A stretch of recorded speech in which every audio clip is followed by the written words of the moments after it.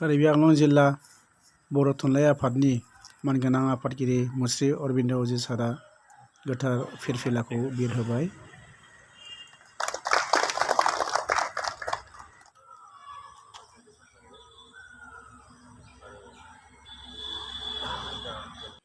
खुंथाइबो लिरबोखादों जेरैहाय जोंनि दानि समनि बिथिङावखौ धंस' खालामनाय मोनसे परिबेस जानो हमदों। बिनि हेंथायै बिथाङा जथेस्थ' बुंबोदों आरो खन्थाइबो बेफोरबायदि लिरबोदों। खिन्थु बे मोनसे फिसा लामाल'सो बिथांनि थाखाय। बिनि अनगायैबो बिथांहा एक्सुवेलि गोथौ माखासे सानस्रि दङमोन आरो बे सानस्रियानो बिथांखौ जेब्लायबो अरायथां खालामनानै लाखिगोन। लिरनायफोराव गोबां दङ, खिन्थु आं बे फुंबिलियाव जुदि बिथांनि पस्टमर्टेम सानस्रिनि खोथाफोरखौ बेवहाय सावरायनो आं लुबैयाखै।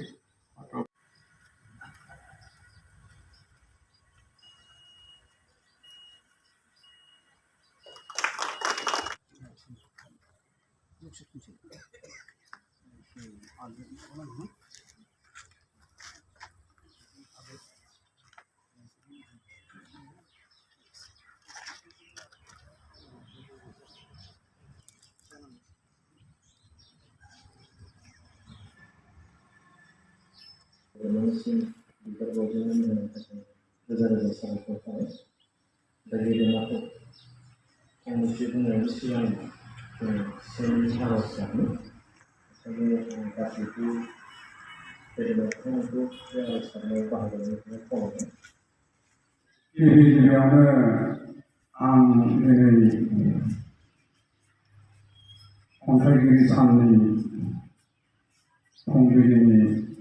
गाहाम हामलायनायखौ बयनिसिमबो आंनि गोसो गोरबोनिफ्राय बावहरग्रोनाय जाबाय।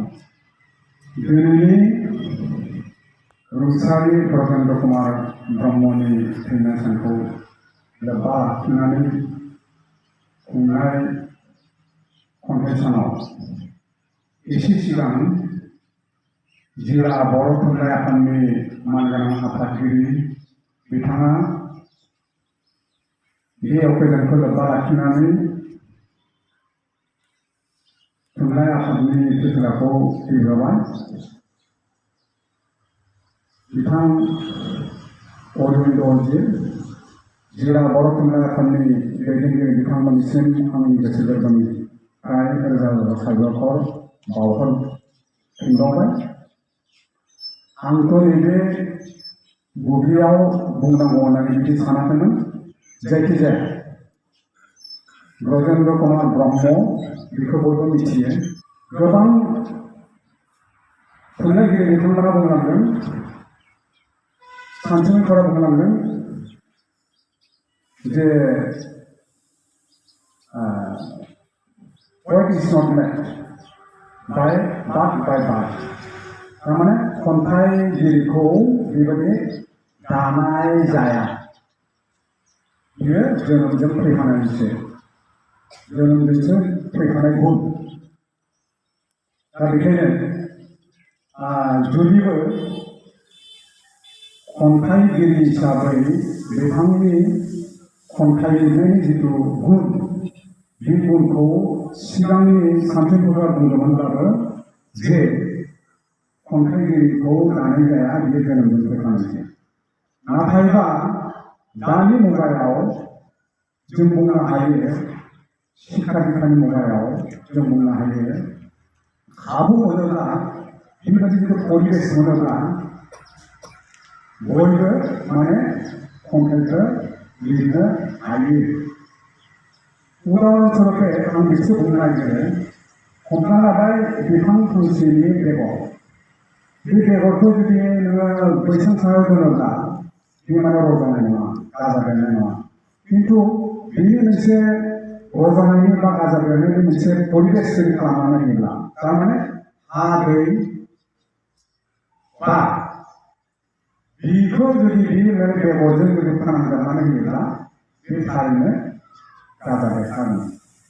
बेखायनो नै बेफोरबादि खन्थाइ लिरनानै जा, खन्थाइ सानानै जा, बेफोरबादि जुदि परिबेस जुदि सृष्टि खालामनानै होनो हायोब्ला, होमबा जोंनि दा सोलोंसाफोरा बा फरायनानै थानाय गथ'फोरा बा बेबायदि शिक्षा दीक्षा मोननाय सुबुंफोरा थारैनो खन्थाइ लिरनो हागोन। मानो होनोब्ला मानसि हिसाबै बयनावबो सृष्टि होननाय गुना थाखायो। माथ्र खेबसे फैयो बाय'लजिकेल खेबसे फैबाय आरो मानसिनि गोसोनिफ्राय गोमोरलांबाय खेबसे फैयो गोमोरलांबाय खिन्थु गेदेर गेदेर सुबुङा खेबसेल' फैयो माने बाय'लजिकेलि दैनिकारि फैबाय बिनि उनाव बिथाङा आरो फैया बिथांखौ जोङो अराय सम माने गोसोखांगोन। दा ब्रजेन्द्र कुमार ब्रह्म बिथाङा दैनिकारि थैलांबाय नाथायबा बिथांनि जिथु मावलांनाय बिथांनि मावलांनायखौ जों दिनै बयबो गोसोखांदों थारमाने बिथाङा गोसोखांनाय दं। बर' थुनलाइ आफादनि बारग' आफादगिरि मानगोनां मुस्रि बिसोर सरासनस्रि गेदेमाखौबो बिबार बावनो खावलायदों। लोगोसे साहित्य अकादेमि बान्था मोनगिरि फारियै डक्टर प्रेमानन्द मुसाहारि ऋतुराज बसुमतारी लोगोसे रत्नेश्वर नार्जारी गेदेमा बिथांमोनखौबो बिबार बावनो खावलायदों। लोगोसे फावगिरि गेदेमाखौबो बिबार बावनो खावलायदों। लोगोसे जोंनि बर'आवनो खावलायदों आंखौबो बिबार बावनो थाखाय आं खावलायदों। दिनैनि जिथु खेला दुलाखौ लाखिनो थाखाय बे खन्थाइ सानजों लोब्बा लानानै जुरिजेननाय फैदों।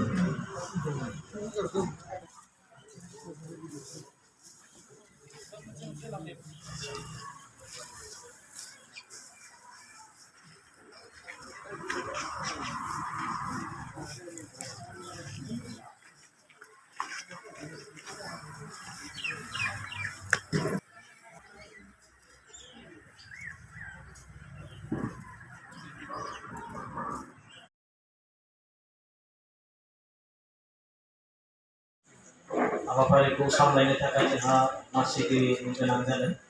दा मासिगिरियाबो दंखायो। बिथाङानो जाहैबाय मानगोनां श्री रबिन्द्र अजित गेदेमा। बिथांखौ सिगां गावनि सिनायथिखौ होग्रोनो थाखाय आं खावलायबाय आरो लोगोसे दिनैनि जि खन्थाइ मेल बे खन्थाइ मेलखौबो सामलायनो थाखाय आं खावलायबाय आरो बिथांखौ आं गावनि सिनायथिखौ होनो थाखाय खावलायबाय। बिथांखौ दान्दिसे गावनि सिनायथिखौ होनायजों लोगोसे बिथांनि बेखौ बिबुंथिखौ होनो थाखाय खावलायनाय जादों।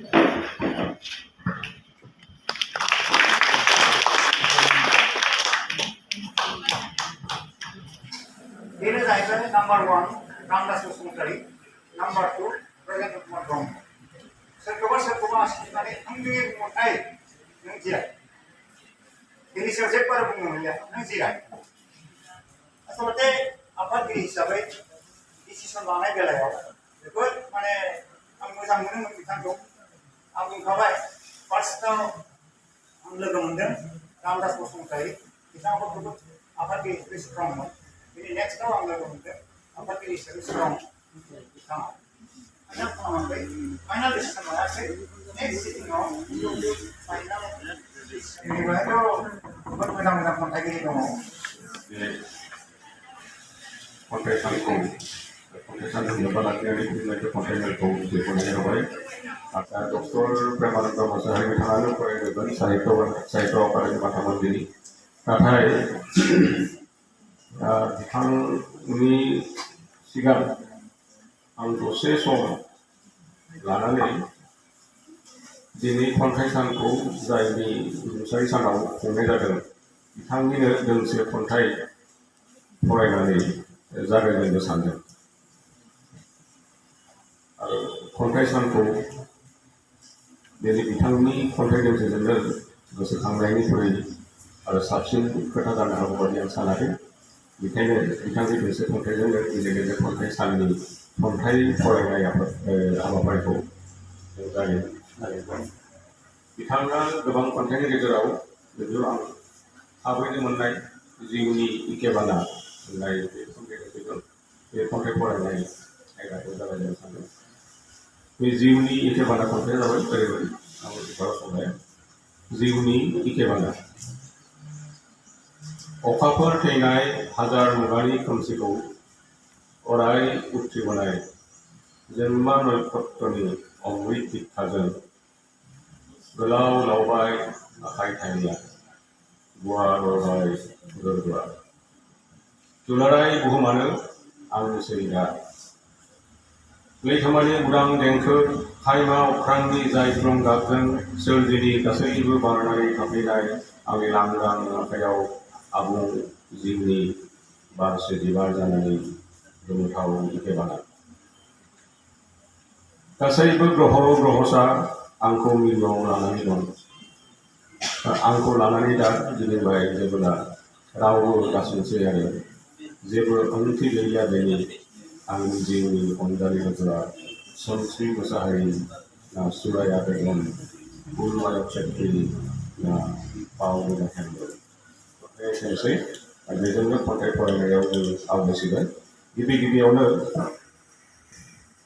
खन्थाइगिरिल' नङा सासे गेदेर लिरगिरि जारिमिननि सासे गथ'खौ डक्टर प्रेमानन्द मोसाहारि दंखायो आं बिथांखौनो गिबियावनो बिथांनि लिरनानै लाबोनाय दोंसे खन्थाइखौ फरायनानै आं दोंसे गुसुं खन्थाइ फरायगोन खन्थाइनि मुङा लैथोमा मोखाङारि गंसे नावआव लैथोमा मोखाङारि गंसे नावआव खन्थाइनि मुं लैथो बाला हाब्रांनिफ्राय लैथोमा मोखाङारि गंसे नावआव जों सानै आं आरो लिरगिरि गंसे नावआव जों सानै आं आरो लिरगिरि खर जौखोनाय आरो हायनाय मुखुब मोसाखावरि गिदिर फिसा गोथार सोरगिदिं गोजौ गाहाय गोथार आरो गोथार सा सा जोंनि नाव लुहें लुहां आवगायहां फावसायहां सिगाङाव जोमै लाथानि लान्थ्रि जयै दाखा दाखा जेराव सुबुंनि सैथो फोथायनायखौ गोबाना लादों उनाव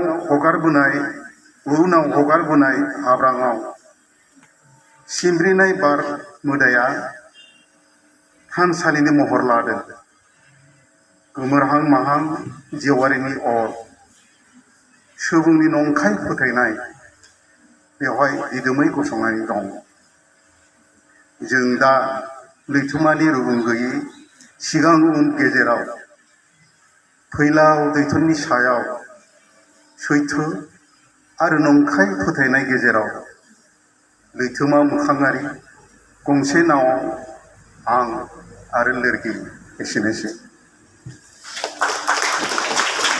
साबायखर थाबाय डक्टर मोसाहारि बिथांनिसिम मुस्रि रत्नेस्वर नार्जारी बिथांनि मुस्रि नार्जारी बिथांखौ दोंसे खन्थाइ फरायथिनानै होनो थाखाय खावलायनाय जाबाय आं दोंसे खन्थाइ आवरायनो सानदों खन्थाइनि दिन्थिमुआ जाबाय आन्तर्जयी सिमां हाबिला जोबनो गैया सिमां सिमना गैया हाबिला बालारिफोरनि सोरां होसो होसो बेसिम गोजान सफैबाय आं मिनिबाला मिनिमायनि ज्रो ज्रो सान्दुं गोनां आइनि बै रोसि गोनां देंखोआ सिथ्लायाव खायमा नांना थानाय सुमफ्रां बिफांनि बिलिफां अखाब्लेङाव जिरायना थानाय आफानि सायखङा सनाथिना जानानै सानस्रिबायदों आंनि सिमां दैसायाव दा अखां नांगा नांगा कंक्रिटनि हाग्रायाव हांफोरा सुंबोयो नोरजिया अख्रांनि सायख्लुमाव गसंनानै मोजे नोजोरा जेबोला फालोसे दाउ नागिरनानै अख्रां नायदावो गोरबोआव गाबखाङो दाहानि बिंगि स्रि हाबनाय सिरियाव खिथानि जायो खोमसि खथानि हांमा बेसेबा दिननिफ्राय सावरायबोनाय जोंनि गासैबो बाथ्रायानो दै गांगा थफानि गिलुरा जाबाय।